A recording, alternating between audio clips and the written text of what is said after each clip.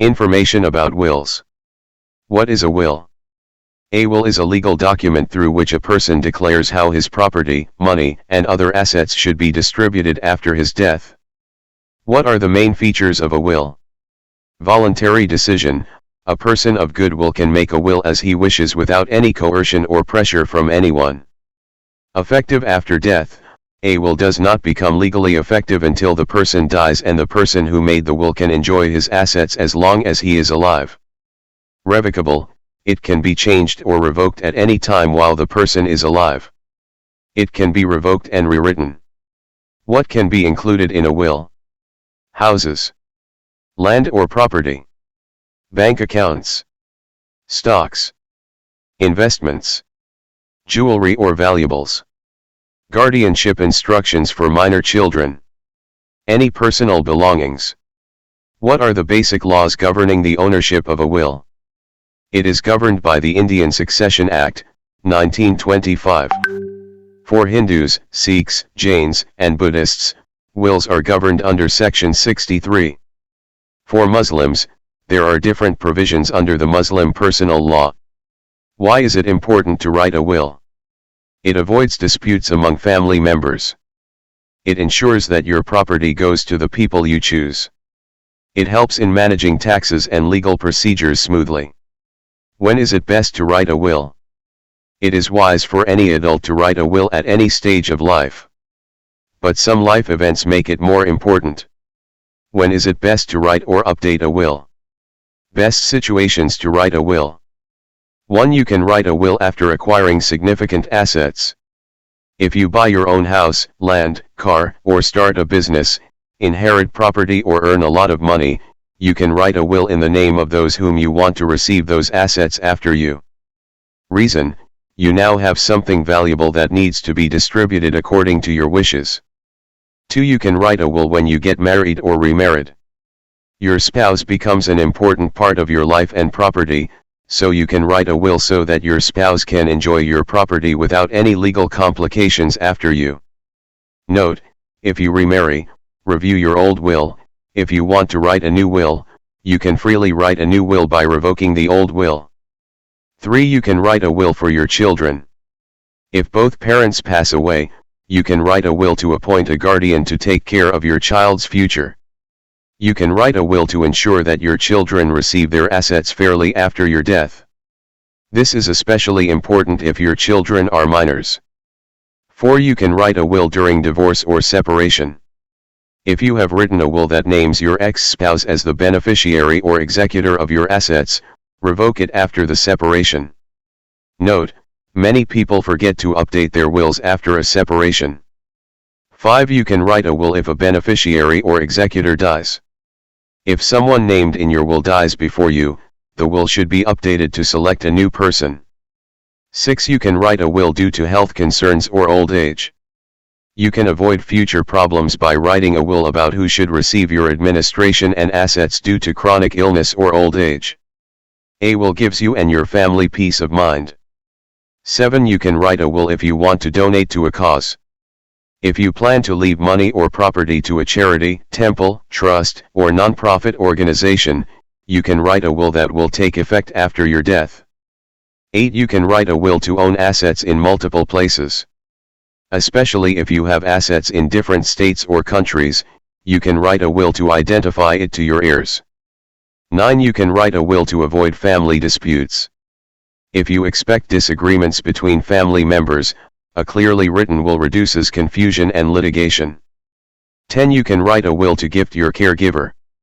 Write a will to give your assets as a gift to those who helped you in old age or in difficult situations. This prevents those who did not help you after your death from taking your assets. Review your will regularly. Review your will after making it. Review your will every 3 to 5 years, or after any major life event, to ensure that your assets reach the right person. Should you register a will? In India, you are not legally required to register a will, but there are many benefits to doing so. Here is a clear explanation. Is registration of a will mandatory? No, according to Indian law, registering a will is not mandatory. A will is legally valid even if it is not registered if it meets the following conditions. Must be in writing. Must be signed by the testator. Must be witnessed by at least 2 witnesses. Why should you register a will? Yes, it is recommended for added legal protection and credibility. Benefits of registering a will. 1. A registered will is considered as evidence of authenticity in the court and is therefore difficult to challenge in court. 2. Registration of a will is safer as it is stored securely in the office of the sub-registrar. 3. Registration of a will helps in preventing disputes and provides strong legal support to the beneficiaries. 4. Registration of a will protects against fraud. Where and how to register a will? Register it with the sub-registrar under Section 40 of the Registration Act, 1908. The testator must be present with the original will and proof of identity. 2 witnesses must be present at the time of registration. The nominal registration fee varies from state to state. Important notes. A registered will can be varied or revoked at any time during your lifetime. உயில் பத்திரம் பற்றிய தகவல்கள். உயில் என்றால் என்ன? உயில் என்பது ஒரு சட்டப்பூர்வ ஆவணமாகும். இந்த ஆவணத்தின் மூலமாக ஒரு நபர் தனது சொத்து, பணம் மற்றும் பிற சொத்துக்கள் தனது இறப்பிற்கு பிறகு எவ்வாறு விநியோகிக்கப்பட வேண்டும் என்பதை அறிவிக்கிறார். உயிலின் முக்கிய அம்சங்கள் என்னென்ன? தன்னார்வமாக முடிவு எடுக்கலாம். நல்ல மனதுடைய ஒருவரால் யாருடைய வற்புறுத்தல் மாற்று அழுத்தமும் இல்லாமல் தான் விரும்பியபடி உயிலை உருவாக்கலாம். மரணத்திற்கு பிறகு நடைமுறைக்கு வரும். ஒரு உயில் நபர் இறக்கும் வரை சட்டப்பூர்வ நடைமுறைக்கு வராது. உயிலை எழுதிய நபர் உயிரோடு இருக்கும் வரை தனது சொத்துக்களை அனுபவிக்கலாம். திரும்ப பெறக்கூடியது. நபர் உயிருடன் இருக்கும்போது எந்த நேரத்திலும் மாற்றலாம் அல்லது ரத்து செய்யலாம். ரத்து செய்துவிட்டு திரும்பவும் எழுதலாம். உயிலில் என்ன சேர்க்கப்படலாம்? வீடுகள், நிலம் அல்லது சொத்து, வங்கிக் கணக்குகள், பங்குகள், முதலீடுகள், நகைகள் அல்லது மதிப்புமிக்க பொருட்கள், மைனர் குழந்தைகளின் பாதுகாவலர் வழிமுறைகள், எந்தவொரு தனிப்பட்ட உடைமைகளும். உயில் பத்திரத்தின் உரிமையை நிர்வகிக்கும் அடிப்படை சட்டங்கள். இந்திய வாரிசுரிமை சட்டம் 1925 ஆல் நிர்வகிக்கப்படுகிறது. இந்துக்கள், சீக்கியர்கள், ஜைனர்கள் மற்றும் பௌத்தர்களுக்கு உயில்கள் பிரிவு 63 இன் கீழ் நிர்வகிக்கப்படுகின்றன. முஸ்லிம்களுக்கு முஸ்லிம் தனிநபர் சட்டத்தின் கீழ் வெவ்வேறு விதிகள் உள்ளன. உயில் எழுதுவது ஏன் முக்கியம்? குடும்ப உறுப்பினர்களிடையே சச்சரவுகளை தவிர்க்கிறது. உங்கள் சொத்து நீங்கள் தேர்ந்தெடுக்கும் நபர்களுக்கு செல்வதை உறுதி செய்கிறது. வரிகள் மற்றும் சட்ட நடைமுறைகளை சீராக நிர்வகிக்க உதவுகிறது. எந்த சூழ்நிலையில் உயில் எழுதுவது சிறந்தது? வயது வந்தவர்கள் யாரும் வாழ்க்கையின் எந்த கட்டத்திலும் உயில் எழுதுவது புத்திசாலித்தனமானது. ஆனால் சில வாழ்க்கை நிகழ்வுகள் அதை மிகவும் முக்கியமானதாக ஆக்குகின்றன. உயில் எழுதுவது அல்லது புதுப்பிப்பது எப்போது சிறந்தது? உயில் எழுதுவதற்கான சிறந்த சூழ்நிலைகள். 1. குறிப்பிடத்தக்க சொத்துக்களை பெற்ற பிறகு உயிலை எழுதலாம். நீங்கள் உங்களுக்கு சொந்தமாக வீடு, நிலம், கார் வாங்குவது அல்லது தொழில் தொடங்குவது. பரம்பரை சொத்து அல்லது அதிக அளவு பணத்தை சம்பாதித்துவிட்டால் நீங்கள் உங்களுக்கு பிறகு அந்த சொத்துக்கள் யாருக்கு சென்றடைய வேண்டும் என விரும்புகிறீர்களோ அவர்கள் பெயருக்கு உயில் எழுதி வைக்கலாம். காரணம், உங்கள் விருப்பத்திற்கு ஏற்ப விநியோகிக்கப்பட வேண்டிய மதிப்புமிக்க ஒன்றை நீங்கள் இப்போது வைத்திருக்கிறீர்கள். 2. திருமணம் அல்லது மறுமணம் நடைபெறும்போது உயிலை எழுதலாம். உங்கள் மனைவி உங்கள் வாழ்க்கை மற்றும் சொத்தின் முக்கிய பகுதியாக மாறுகிறார். அதனால் உங்களுக்கு பிறகு உங்கள் மனைவி எந்த சட்ட சிக்கலும் இல்லாமல் உங்கள் சொத்தை அனுபவிக்க வேண்டும் என்பதற்காக உயிலை எழுதலாம். குறிப்பு: நீங்கள் மறுமணம் செய்து கொண்டால் உங்கள் பழைய உயிலை மதிப்பாய்வு செய்யவும். புதிய உயிலை எழுத விரும்பினால் பழைய உயிலை ரத்து செய்துவிட்டு புதிய உயிலை தாராளமாக நீங்க எழுதலாம். 3. குழந்தைகளுக்காக உயிலை எழுதலாம். பெற்றோர் இருவரும் காலமானால் குழந்தையின் எதிர்காலத்தை கருத்தில் கொண்டு ஒரு பாதுகாவலரை நியமிக்க உயிலை எழுதலாம். உங்கள் இறப்பிற்கு பின் குழந்தைகள் சொத்துக்களை நியாயமாக பெறுவதை உறுதி செய்ய உயிலை எழுதலாம். குறிப்பாக உங்கள் குழந்தைகள் மைனர்களாக இருந்தால் இது மிக முக்கியம். 4. விவாகரத்து அல்லது பிரிவுகளின் போது உயிலை எழுதலாம். உங்கள் முன்னாள் மனைவியை உங்கள் சொத்துக்களின் பயனாளியாகவோ அல்லது நிறைவேற்றுபவராகவோ உயில் எழுதியிருந்தால் அதை பிரிந்த பிறகு ரத்து செய்யுங்கள். குறிப்பு: பலர் பிரிந்த பிறகு தங்கள் உயில்களை புதுப்பிக்க மறந்து விடுகிறார்கள். 5. ஒரு பயனாளி அல்லது நிறைவேற்றுபவரின் மரணம் ஏற்பட்டுவிட்டால் உயிலை எழுதலாம். உங்கள் உயிலில் குறிப்பிடப்பட்டுள்ள ஒருவர் உங்களுக்கு முன் இறந்துவிட்டால் புதிய நபரை தேர்ந்தெடுக்கும் வகையில் உயில் புதுப்பிக்கப்பட வேண்டும். 6. உடல்நல கவலைகள் அல்லது முதுமை காரணமாக உயிலை எழுதலாம். நாள்பட்ட நோய் அல்லது முதுமை காரணமாக உங்கள் நிர்வாகங்கள் மற்றும் சொத்துக்களை யாருக்கு செல்ல வேண்டும் என உயில் எழுதி வைத்து வருங்காலத்தில் ஏற்படுகிற பிரச்சனைகளை தவிர்க்க முடியும். உயில் உங்களுக்கும் உங்கள் குடும்பத்திற்கும் மன அமைதியை அளிக்கிறது. 7. நீங்கள் ஒரு காரணத்திற்காக நன்கொடை அளிக்க விரும்புகிறீர்கள் உயிலை எழுதலாம். நீங்கள் ஒரு தொண்டு நிறுவனம், கோயில், அறக்கட்டளை அல்லது இலாப நோக்கற்ற நிறுவனத்திற்கு பணம் அல்லது சொத்தை விட்டுச் செல்ல திட்டமிட்டால் உயிலை எழுதி வைக்கலாம். உங்களுடைய இறப்பிற்கு பின் அது நடைமுறைக்கு வரும். 8. பல இடங்களில் சொத்துக்களை சொந்தமாக வைத்திருத்தல் உயிலை எழுதலாம். குறிப்பாக உங்களுக்கு வெவ்வேறு மாநிலங்கள் அல்லது நாடுகளில் சொத்து இருந்தால் உங்கள் வாரிசுகளுக்கு அதை அடையாளம் கட்ட உயிலை எழுதலாம். 9. குடும்ப தகராறுகளை தவிர்க்க உயிலை எழுதலாம்.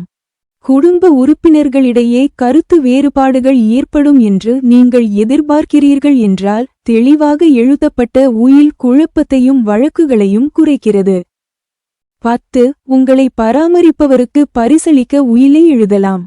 வயதான சூழ்நிலையில் அல்லது ஆபத்தான கடினமான சூழ்நிலையில் உங்களுக்கு உதவியாக இருந்தவர்கள் உங்களை பராமரித்து பார்த்து கொண்டவருக்கு பரிசாக உங்கள் சொத்துக்களை கொடுக்க உயிலை எழுதுங்கள். இது உங்களது இறப்பிற்கு பின் உங்களுக்கு உதவியாக இருந்து பராமரிக்காமல் இருந்தவர்கள் உங்களது சொத்துக்களை எடுத்துக்கொள்ளாமல் தடுக்கிறது. உங்கள் உயிலை தவறாமல் மதிப்பாய்வு செய்யவும். உயிலைச் செய்த பிறகும் உங்கள் உயிலை மதிப்பாய்வு செய்யவும். ஒவ்வொரு 3 முதல் 5 வரை வருடங்களுக்கும் அல்லது எந்தவொரு முக்கிய வாழ்க்கை நிகழ்வுக்கும் பிறகும் உங்கள் உயிலை மதிப்பாய்வு செய்யுங்கள். அது சரியானவரிடம் உங்கள் சொத்து சென்றடைவதை உறுதி செய்கிறது. நீங்கள் ஒரு உயிலை பதிவு செய்ய வேண்டுமா? இந்தியாவில் நீங்கள் சட்டப்பூர்வமாக ஒரு உயிலை பதிவு செய்ய வேண்டிய அவசியமில்லை, ஆனால் அவ்வாறு செய்வதால் பல நன்மைகள் உள்ளன. இங்கே ஒரு தெளிவான விளக்கம் உள்ளது. உயில் பதிவு கட்டாயமா? இல்லை. இந்திய சட்டத்தின்படி ஒரு உயிலை பதிவு செய்வது கட்டாயமில்லை. ஒரு உயில் பதிவு செய்யப்படாவிட்டாலும் பின்வரும் நிபந்தனைகள் இருந்தால் சட்டப்பூர்வமாக செல்லுபடியாகும். எழுத்துப்பூர்வமாக எழுதப்பட்டிருக்க வேண்டும். உயில் எழுதுபவர் கையொப்பமிட்டிருக்க வேண்டும். குறைந்தது 2 சாட்சிகளால் சான்றளிக்கப்பட வேண்டும். எதனால் நீங்கள் ஒரு உயிலை பதிவு செய்ய வேண்டும்? ஆம், கூடுதல் சட்ட பாதுகாப்பு மற்றும் நம்பகத்தன்மைக்கு இது பரிந்துரைக்கப்படுகிறது. உயில் பதிவு செய்வதன் நன்மைகள்: 1. பதிவு செய்யப்பட்ட உயில் நம்பகத்தன்மைக்கான சான்றாக நீதிமன்றத்தில் கருதப்படுகிறது, அதனால் நீதிமன்றத்தில் சவால் செய்வது கடினம்.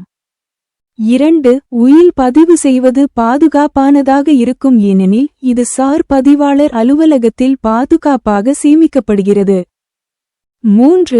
உயில் பதிவு செய்வது தகராறுகளை தடுக்க உதவுகிறது, பயனாளிகளுக்கு வலுவான சட்ட ஆதரவு உள்ளது.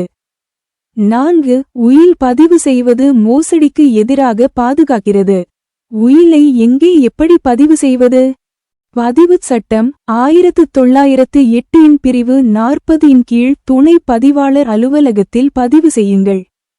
உயில் எழுதுபவர் அசல் உயில் மற்றும் அடையாளச் சான்றுடன் ஆஜராக வேண்டும்.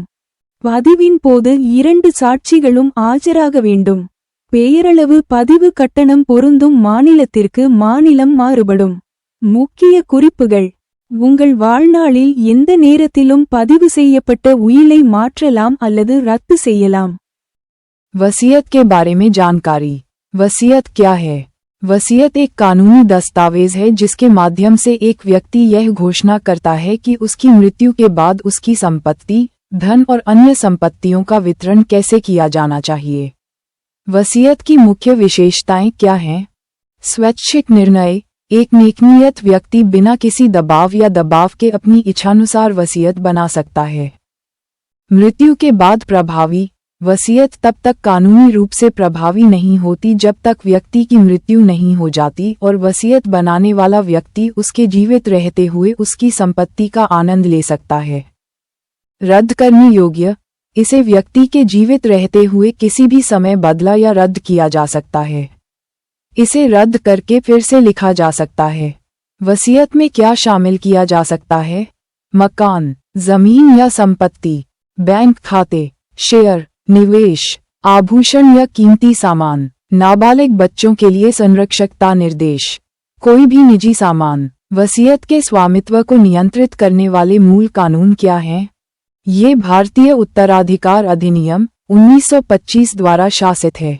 हिंदुओं, सिखों, जैनियों और बौद्धों के लिए वसीयत धारा 63 के अंतर्गत आती है।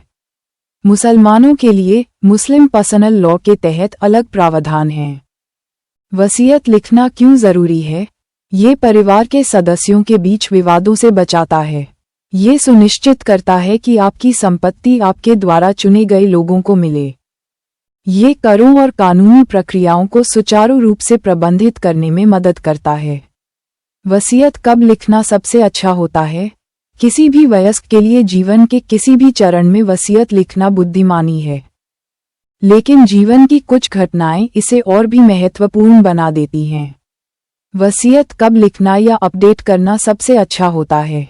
वसीयत लिखने के लिए सर्वोत्तम परिस्थितियां। 1. आप महत्वपूर्ण संपत्ति अर्जित करने के बाद वसीयत लिख सकते हैं।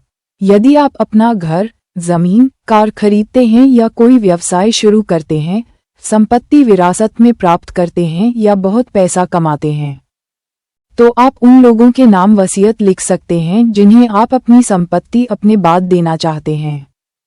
कारण, अब आपके पास कुछ मूल्यवान है जिसे आपकी इच्छा के अनुसार वितरित करने की आवश्यकता है। 2. आप विवाह या पुनर्विवाह के समय वसीयत लिख सकते हैं। आपका जीवनसाथी आपके जीवन और संपत्ति का एक महत्वपूर्ण हिस्सा बन जाता है, इसलिए आप वसीयत लिख सकते हैं ताकि आपके बाद आपका जीवनसाथी बिना किसी कानूनी उलझन के आपकी संपत्ति का आनंद ले सके। नोट: यदि आप पुनर्विवाह करते हैं तो अपनी पुरानी वसीयत की समीक्षा करें। यदि आप नई वसीयत लिखना चाहते हैं तो आप पुरानी वसीयत को रद्द करके स्वतंत्र रूप से नई वसीयत लिख सकते हैं। 3. आप अपने बच्चों के लिए वसीयत लिख सकते हैं। अगर माता पिता दोनों का निधन हो जाता है तो आप अपने बच्चे के भविष्य की देखभाल के लिए एक अभिभावक नियुक्त करने हेतु वसीयत लिख सकते हैं। आप ये सुनिश्चित करने के लिए वसीयत लिख सकते हैं कि आपकी मृत्यु के बाद आपके बच्चों को उनकी संपत्ति का उचित लाभ मिले। यह विशेष रूप से तब महत्वपूर्ण है जब आपके बच्चे नाबालिग हों। 4. आप तलाक या अलगाव के दौरान वसीयत लिख सकते हैं। अगर आपने अपनी वसीयत में अपने पूर्व जीवनसाथी को अपनी संपत्ति का लाभार्थी या निष्पादक बताया है, तो अलगाव के बाद उसे रद्द कर दें। ध्यान दें, कई लोग अलगाव के बाद अपनी वसीयत को अपडेट करना भूल जाते हैं। 5. अगर किसी लाभार्थी या निष्पादक की मृत्यु हो जाती है तो आप वसीयत लिख सकते हैं। अगर आपकी वसीयत में नामित व्यक्ति की मृत्यु आपसे पहले हो जाती है तो नए व्यक्ति के चयन के लिए वसीयत को अपडेट किया जाना चाहिए। 6. आप स्वास्थ्य संबंधी समस्याओं या वृद्धावस्था के कारण वसीयत लिख सकते हैं। आप पुरानी बीमारी या वृद्धावस्था के कारण अपने प्रशासन और संपत्ति का प्रबंधन किसे मिलना चाहिए, इस बारे में वसीयत लिखकर भविष्य की समस्याओं से बच सकते हैं। वसीयत आपको और आपके परिवार को मानसिक शांति प्रदान करती है। 7. अगर आप किसी धर्मार्थ कार्य के लिए दान करना चाहते हैं तो आप वसीयत लिख सकते हैं। अगर आप किसी धर्मार्थ संस्था, मंदिर, ट्रस्ट या गैर लाभकारी संस्था को धन या संपत्ति देने की योजना बना रहे हैं तो आप वसीयत लिख सकते हैं जो आपकी मृत्यु के बाद प्रभावी होगी। 8. आप कई जगहों पर संपत्ति रखने के लिए वसीयत लिख सकते हैं। खासकर अगर आपकी संपत्ति अलग अलग राज्यों या देशों में है तो आप अपने उत्तराधिकारियों को उसकी पहचान बताने के लिए वसीयत लिख सकते हैं। 9. आप पारिवारिक विवादों से बचने के लिए वसीयत लिख सकते हैं। अगर आपको परिवार के सदस्यों के बीच मतभेद की आशंका है, तो स्पष्ट रूप से लिखी गई वसीयत भ्रम और मुकदमेबाजी को कम करती है। 10. आप अपने देखभाल करने वाले को उपहार स्वरूप देने के लिए वसीयत लिख सकते हैं। अपनी संपत्ति उन लोगों को उपहार स्वरूप देने के लिए वसीयत लिखें जिन्होंने बुढ़ापे में या कठिन परिस्थितियों में आपकी मदद की हो। इससे आपकी मृत्यु के बाद आपकी मदद न करने वालों को आपकी संपत्ति लेने से रोका जा सकेगा। अपनी वसीयत की नियमित रूप से समीक्षा करें। वसीयत बनाने के बाद उसकी समीक्षा करें। ये सुनिश्चित करने के लिए कि आपकी संपत्ति सही व्यक्ति तक पहुंचे, हर 3-5 साल में या जीवन की किसी भी बड़ी घटना के बाद अपनी वसीयत की समीक्षा करें। क्या आपको वसीयत पंजीकृत करवानी चाहिए? भारत में वसीयत पंजीकृत करवाना कानूनी रूप से अनिवार्य नहीं है, लेकिन ऐसा करने के कई लाभ हैं। यहाँ एक स्पष्ट व्याख्या दी गई है। क्या वसीयत का पंजीकरण अनिवार्य है? नहीं, भारतीय कानून के अनुसार वसीयत का पंजीकरण अनिवार्य नहीं है। यदि वसीयत निम्नलिखित शर्तों को पूरा करती है, तो पंजीकृत न होने पर भी वसीयत कानूनी रूप से मान्य है। लिखित में होनी चाहिए। वसीयतकर्ता के हस्ताक्षर होने चाहिए। कम से कम 2 गवाहों द्वारा प्रमाणित होनी चाहिए। आपको वसीयत क्यों पंजीकृत करवानी चाहिए? हाँ, अतिरिक्त कानूनी सुरक्षा और विश्वसनीयता के लिए इसकी अनुशंसा की जाती है। वसीयत पंजीकृत करने के लाभ। 1. पंजीकृत वसीयत को न्यायालय में प्रामाणिकता का प्रमाण माना जाता है और इसलिए इसे न्यायालय में चुनौती देना कठिन होता है। 2. वसीयत का पंजीकरण अधिक सुरक्षित होता है क्योंकि इसे उपपंजीयक के कार्यालय में सुरक्षित रूप से संग्रहीत किया जाता है। 3. वसीयत का पंजीकरण विवादों को रोकने में मदद करता है और लाभार्थियों को मजबूत कानूनी सहायता प्रदान करता है। 4. वसीयत का पंजीकरण धोखाधड़ी से सुरक्षा प्रदान करता है। वसीयत कहाँ और कैसे पंजीकृत करें? पंजीकरण अधिनियम 1908 की धारा 40 के अंतर्गत उपपंजीयक के पास इसे पंजीकृत करें। वसीयतकर्ता को मूल वसीयत और पहचान प्रमाण के साथ उपस्थित होना होगा। पंजीकरण के समय 2 गवाहों का उपस्थित होना अनिवार्य है। नामात्र पंजीकरण शुल्क राज्य दर राज्य अलग अलग होता है। महत्वपूर्ण सूचनाएं। पंजीकृत वसीयत को आपके जीवनकाल में किसी भी समय बदला या रद्द किया जा सकता है।